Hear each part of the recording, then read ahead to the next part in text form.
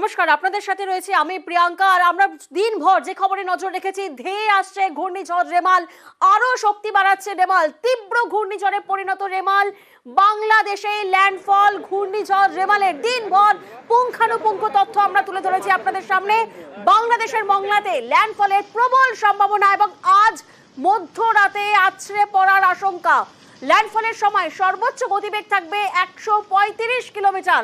আরো একবার আপনাদেরকে জানিয়ে রাখবো, ধেয়ে আসছে ঘূর্ণিঝড় রেমাল, যেখানে আরো শক্তি বাড়াচ্ছে ঘূর্ণিঝড় এবং তীব্র ঘূর্ণিঝড়ে পরিণত হচ্ছে রেমাল এবং বাংলাদেশেই ল্যান্ডফল ঘূর্ণিঝড় রেমালের এবং ল্যান্ডফলের সময় সর্বোচ্চ গতিবেগ থাকবে 135 কিলোমিটার। আজই মধ্যরাতে আছড়ে পড়ার আশঙ্কা।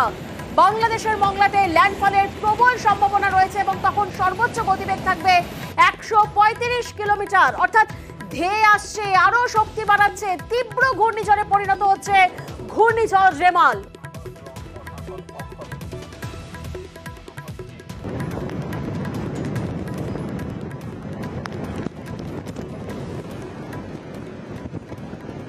সিভিয়ার সাইক্লোনিক স্টর্মটি আমাদের প্রেডিকশন অনুযায়ী মোটামুটি উত্তরমুখী দিকেই মুভ করেছে এবং বর্তমানে ম্যাক্সিমাম যে সাস্টেন্ড উইন্ড রয়েছে সেটা হচ্ছে 95 থেকে 105 kilometre per hour, gusting to 115 kilometre per hour এই সাইক্লোনের সেন্টারের চারদিকে। অ্যাজ পার আইএমডির প্রেডিকশন এই সিস্টেমটি মোটামুটি উত্তর দিকেই মুভ করবে, ফার্দার ইন্টেন্সিফাই করবে, more and more wind speed gain করবে। It will remain as a severe cyclonic storm. মধ্যরাত্রে বাংলাদেশ এবং অ্যাডজয়নিং ওয়েস্ট বেঙ্গল কোস্টকে ক্রস করার সম্ভাবনা খুবই আছে, বিটুইন আমাদের সাগর আইল্যান্ড এবং খেপুপাড়ার মধ্যে, close to the south west of Mangala.